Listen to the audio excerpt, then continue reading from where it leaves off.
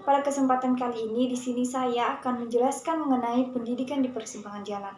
Nah, di sini langsung saja, pendidikan itu ialah sebagai suatu proses pembentukan. Nah, pembentukan kemampuan dasar yang fundamental, baik yang mencakup daya pikir, intelektual maupun daya perasaan, emosional.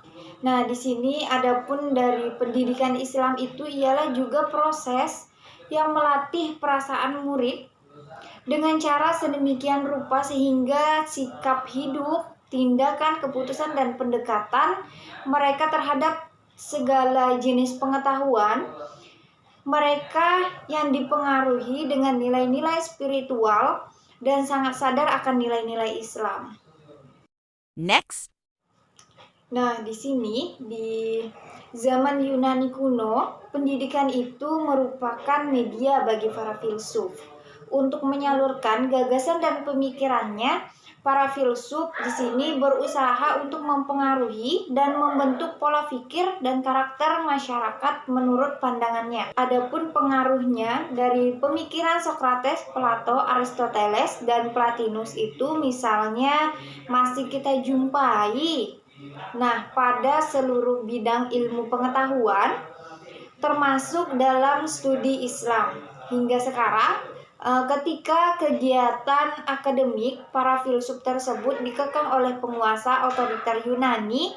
Nah, di sini pada saat itu para filsuf melakukan eksodus besar-besaran ke berbagai negara tetangga terdekat. Ikan pernah berada di bawah genggaman kaum agama. Kuatnya pengaruh kaum agama terhadap pendidikan di satu pihak memberikan sumbangan yang sangat besar bagi timbulnya stabilitas dan ketentraman kehidupan masyarakat. Nah, terpeliharanya ilmu agama tadi secara ketat serta kesinambungan regenerasi para ulama yang mendalami ilmu agama tersebut. Namun, di sisi lain mereka tertinggal dalam bidang manajemen dan ilmu pengetahuan modern. Kurang karena apa tertinggal ilmu pengetahuan modern tadi? Karena kurang mampu mendialogkan ilmu agama dengan berbagai permasalahan yang kontekstual dan aktual, serta kurangnya orientasi keduniaan. Dunia pendidikan kehilangan kebebasannya. Di berbagai komponen pendidikan, dari kurikulum, buku ajar, evaluasi, gelar akademik, manajemen, serta baju seragam, bahkan hingga tali sepatu pun harus ditentukan dari pusat. Di zaman pemerintahan Orde Baru, misalnya pendidikan tersebut diwarnai oleh politik yang bersifat sentralistik, dengan titik tekan pada pembangunan ekonomi yang ditopang oleh stabilitas politik dan keamanan yang didukung oleh kekuatan pemerintah, angkatan bersenjata, dan konglomerat.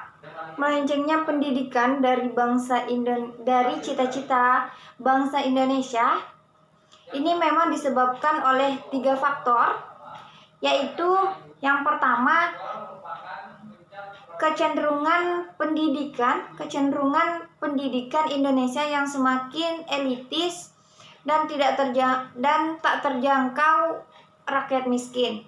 Karena apa? Karena sebetulnya bukan hanya kaum borjuis saja yang bisa merasakan sekolah, namun anak-anak yang kurang beruntung pun layak untuk mendapatkan pendidikan tersebut. Adapun faktor yang kedua, yaitu lahirnya sistem pendidikan yang tidak memberdayakan, dan yang terakhir, kurangnya orientasi pendidikan terhadap pembangunan moral. Di sini pemerintah sangat dituntut untuk mengatasi permasalahan ini. Nah, terutama mengenai pemerataan pendidikan, pemerintah seharusnya lebih memperhatikan daerah-daerah yang belum memiliki pencerahan untuk mendapatkan pendidikan yang layak. Contohnya seperti di desa-desa yang terkecil, di desa-desa yang terpencil, atau di kampung-kampung seperti itu. Jangan sampai ada generasi penerus bangsa yang belum mendapatkan kesempatan untuk menjadi pembangun bangsa. Adapun solusi dari permasalahan ini, kita sebagai generasi penerus bangsa harus memajukan pendidikan Indonesia, bukan hanya sekedar bisa merusak citra pendidikan dengan berbagai tindakan tidak bermoral. Mungkin hanya itu yang dapat saya sampaikan dari pendidikan di persimpangan jalan ini. Jika ada kesalahan di sini, saya mohon maaf. Di sini sebarkan ilmu pengetahuan untuk kebaikan bersama. Wassalamualaikum warahmatullahi wabarakatuh.